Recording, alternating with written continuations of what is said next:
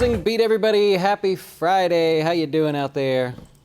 Hope you had a good week there. Holiday shortened week because of the Christmas holiday, and next week will be a holiday shortened week as well. That interrupts our show here. This is called The Closing Beat. It is a financial sort of advice, stock market update show that we do every day to let you know how the markets have gone, as well as our customers as well. Hope you'll keep us in mind at Jazz Wealth. If you thought, you know, this year went by and either the advisor I'm working with doesn't really work with me, or maybe you're doing it yourself and you have a Roth IRA or an IRA or something, and you see everybody cheering these great returns and you think, wow, I don't know, I didn't get the same returns. Well, I hope you'll check us out at Jazz. We put all our portfolios right on our website there, as well as the performance. And then, of course, every week I work with customers. We do classes every week. I do an email every week. I'm always trying to make sure people learn about their dough, because that's important, right? We want to make the most of it. And so I hope you'll keep us in mind. If you're not, that's okay too. I hope you enjoy the show. We are also playing a game. Maybe you want to play a game. It's called Guess the Dow. Go to jazzwealth.com/guess the Dow. If you want to take a guess where you think the Dow will close next week, which is also a holiday shortened week, if you're the closest without going over, we will send you a $100 gift card if you're not one of our customers, and we will credit your account $100 if you happen to be a customer. Our winner this week, breaking our 3-week streak of having customers win. Today's winner, Adam Beller, is not a customer. He gets the $100 gift card. The guess was 28622.22. He was the closest without going over. And sadly, one of our customers, Jose, I'll just say Jose A is his last initial there. He went over by 0.52. I was cheering for him until the last second, and then bloop, he went over by 0.52. That's officially the closest that anybody has gotten to either guessing it or going over. So tough one there, Jose, but rules are rules. You win over by 0.52. Adam Beller's our winner. 28622.22 was his guess there. There were only, well, I'll put it this way, 85% of the guesses were lower than where we are at. So most of you feel like the markets are about to fall. That's 2 weeks in a row that you guys have a significant amount of guesses to the downside versus to the upside, just to give you a little insight there. Hey, quick update next week, Tuesday and Wednesday, we'll do no closing beat. So Monday we'll be here, Tuesday, New Year's Eve, we won't be here. And of course, New Year's Day, the markets are closed, so we won't be here for that. Same schedule as this week. Well, let's dive in here. You got the Dow higher by 23 points. That's technically a record close again for the Dow. You got the S&P added less than 1.11 points. That technically counts as a new high for the S&P, although, right? Anyways, and the NASDAQ lost 15 points on the day. S&P, 5 weeks higher. That's going to grab a little attention in the headlines there. The NASDAQ broke a streak today. It was down for the first time in 11 days. Let me go over here. Here's the S&P. The NASDAQ down for the first time in 11 days. The 11-plus day streak. How often does that happen? Well, actually, it has only happened 20 other times in the NASDAQ's history where it has gained for 11 days in a row or more. 19 is the record for the NASDAQ. It's never gained more than 19 days in a row. July 2019 was the last time that it had a streak like this. It was up 12 days in a row. September 1996, you got to go way back. It gives you an idea how infrequent these things are. It gained 11 days in a row in 1996. If you look at all of the performance, every time it's gained at least 11 days or more, and you say, what happened the week after? Right? Does it good? Does it mean it fell apart after that, or was it good? Only 3 times was the NASDAQ lower 1 week later, out of 20 times. That's impressive. Average gain for the NASDAQ after being up 11 days or more and then breaking that streak 1 week later was 1.12% when the streak came to an end. So since 19 is the record, you got between 11 and 19 days. Whenever there was a streak of at least that long and it came to an end, the average performance was 1.12% there. The average gain a month later, the NASDAQ's a mover now, I'm telling you, the average gain a month later, 3.46%. It was only down 1 time out of 20 other times after being up at least 11 days in a row. That was in June of 1978. It actually lost 4.2%, so it was a decent pullback then. But other than that, that's it. I mean, that's what you get. Every other time it has been positive after having such a winning streak. It's impressive, I thought. I would have guessed more to the downside there if I had to do that. Like I said, the longest streak was 19 days. It gained 2.73%. That was in 1979. The second longest streak was 17 days in 1985. It gained 8% in 17 days. So pretty impressive there. Let's move on. Let's do our sector breakdown here for the day. You know what happened today? It was one of those days where if you follow sort of the large cap tech stocks, they started off strong, but then they kind of faded. And when it faded, the money didn't just disappear for the day. The money actually shifted over to more defensive names. So here's the tech sector on the chart there. You can see it started higher and then started to fade away. Money started moving into consumer staples. So consumer staples started the day and continued to get stronger throughout the day. Your other defensive areas like REITs, we'll use ICF, you want to check that out, up about 1/3% on the day, and utilities was the other area to sort of benefit after the open from the day. So money started over in the tech large cap area and started shifting over into defensive. You also had the banks unable to really participate on the day today. And remember, you need banks and tech if you want the markets to go higher. Didn't have those today. They didn't participate. So you got a recipe for a market that moved, well, technically lower after hours, just a touch after hours. It finished lower. There was a little selling at the end of the day. Very light volume though. Anyways, retail gained about 0.5% on the day, just following through with some of the good retail holiday sales numbers that we talked about yesterday. Not really sector related, but if you look at the dollar relative to the euro, here's the dollar in just dollar terms. Continues its sort of waterfall drop there, lost another 0.5% today. The euro gaining strength against the dollar. We use the FXE just to use an ETF and make it really simple. If you happen to be a currency trader, you could look at the direct pairs there, but euro versus the dollar and pound, I believe, against the dollar, starting to gain some strength there if you're playing along. That's basically your sector breakdown for the day. XOP, by the way, those of you that follow along, it did take a break. It finally got a little bit of a break after having a nice, impressive run to the upside there. And what else do we have for you? Volatility was a little higher today. The VIX, if you're looking at something like that, you could tell just looking at a 5-minute chart of the S&P today, a little bit more volatile. I mean, on a relative basis, right? I mean, it's a low volume type environment right now. So even just a little bit more of a volatility in the S&P creates just a touch of improvement there for the volatility players out there. That's it for the sector breakdown. Yep, that's all I got for you. Let's move on to some stocks today. American Airlines. That stock was in the news. Actually, airlines were all hurt today basically because of, one analyst, right? The analyst came out and said, okay, you got guidance that American Airlines has come out for. They think it's too high. They don't think they're going to make it. They also included Spirit Airlines, which is ticker symbol SAVE, SAVE. They included them as well. So Spirit Airlines has too high a guidance going into next year. No way they're going to make that. And so that hurt those two airline stocks. And if you look around, Delta pulled back as well. Southwest Airlines also pulled back. And United Airlines was lower on the day as well. So, yeah, that was pretty much your weakest area of the market. Probably wouldn't have gained much news on a normal day, but Michaels, the craft store, got a new CEO starting next year. New year, new CEO, but that CEO comes from Walmart. It's a very popular exec that came over from Walmart, and so the stock's about 33% higher just on that news. People expecting a lot of good changes there at Michaels.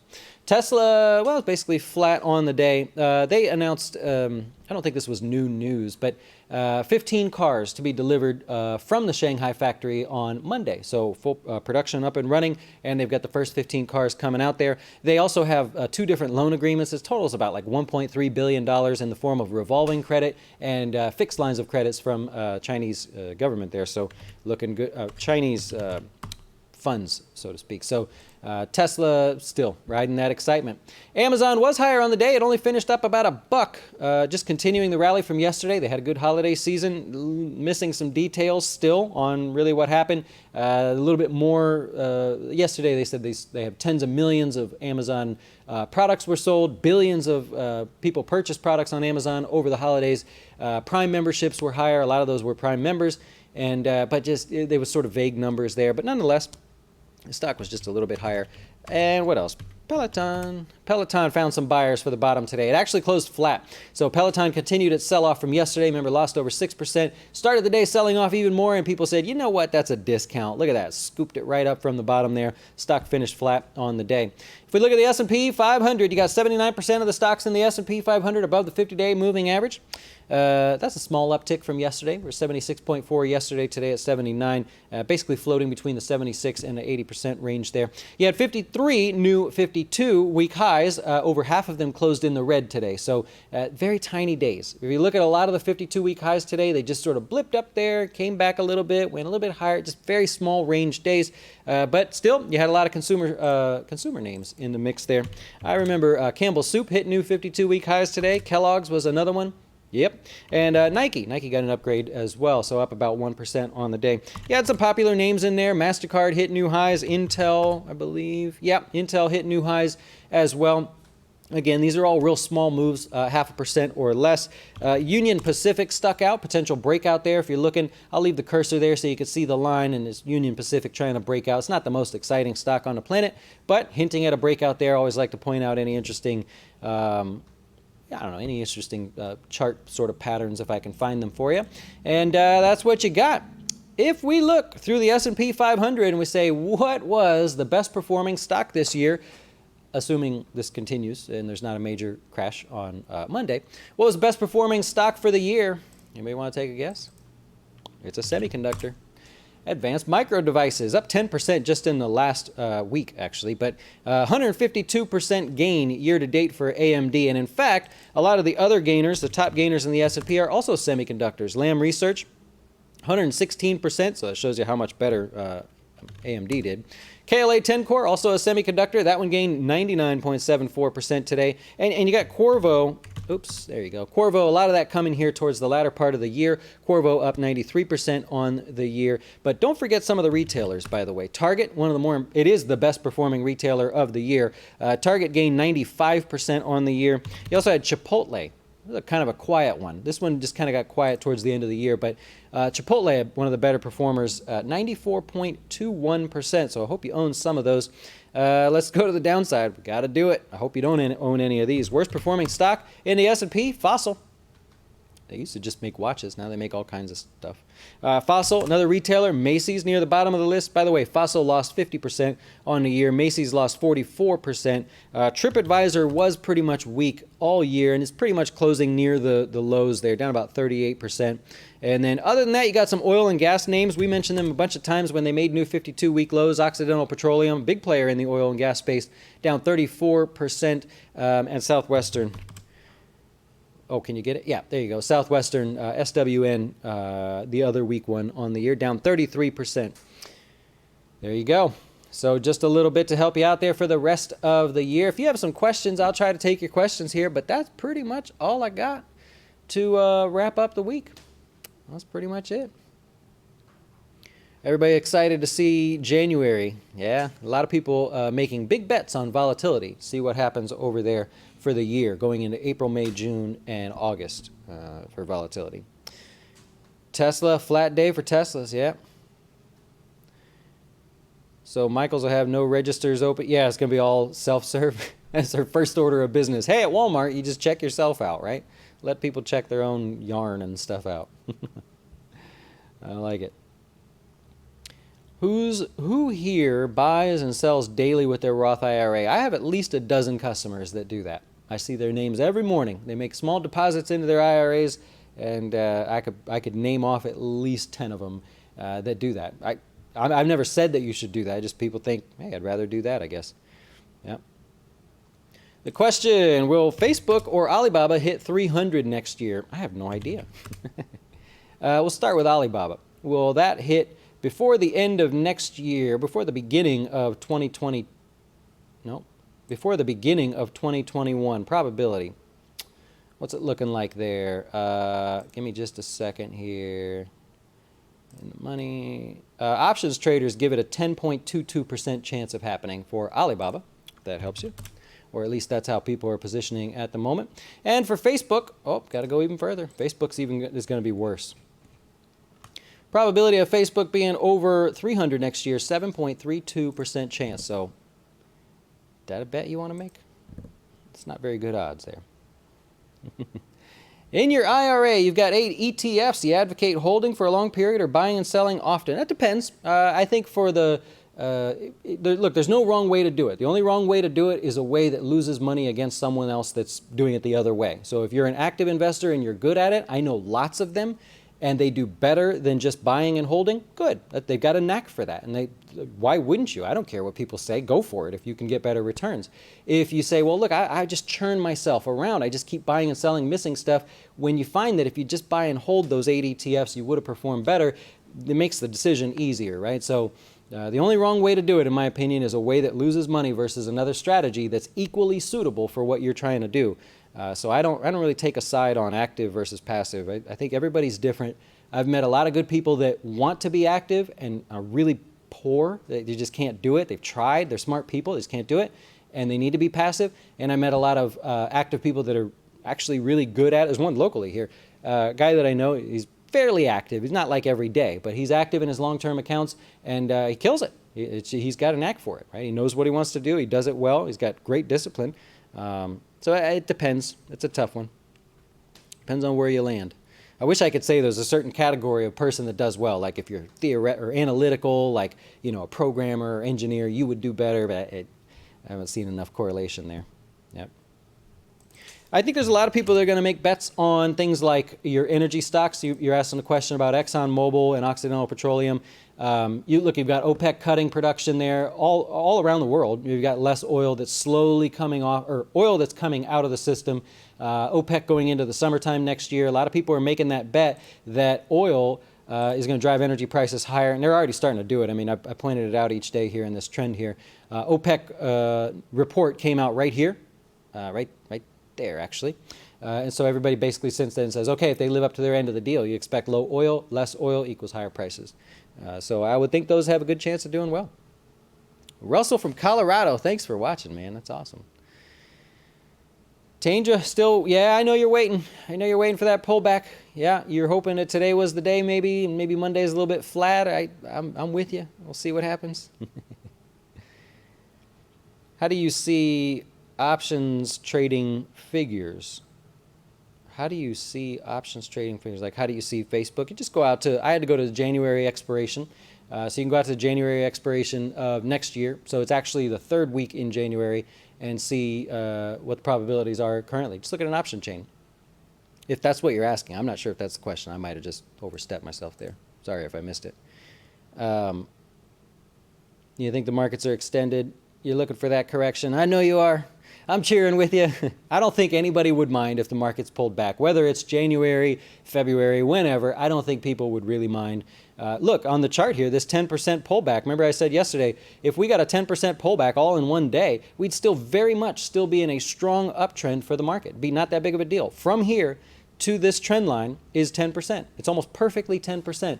So at the moment, there's room for breathing in the markets where people wouldn't panic. Granted, there'd be some people in the short term that probably panic and make the wrong choice. But for the most people that are looking for that pullback, there's every reason to expect it and be okay with it in the grand scheme of things. So a short-term 10% pullback is still actually really good for the long-term trend of this market, and I would welcome it.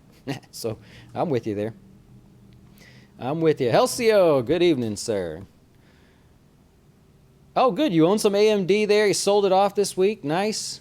Good gainer. That was the best performing S&P stock. You could say, you can wear the shirt. I own the best performing stock for the year. I like it. I love it. Thanks for the compliments there. I'll wrap it up there. I mean, there's not a whole lot. Don't want to make you guys think there's more going on than there really is. I just appreciate you watching. I will wish all of you a great weekend. We'll be back on Monday, so I'll save the Happy New Year comment for then. Enjoy, and hey, keep us in mind. jazzwealth.com, you know where to find us, and enjoy. We'll see you Monday. Hey, wait! Before you go watch one of our other great videos, have you had a chance to see our new FinTips videos? They focus on one topic at a time, covering investing, personal finance, and anything that can quickly help you with your dough. Best of all, we'll keep it real short, because we know time is money.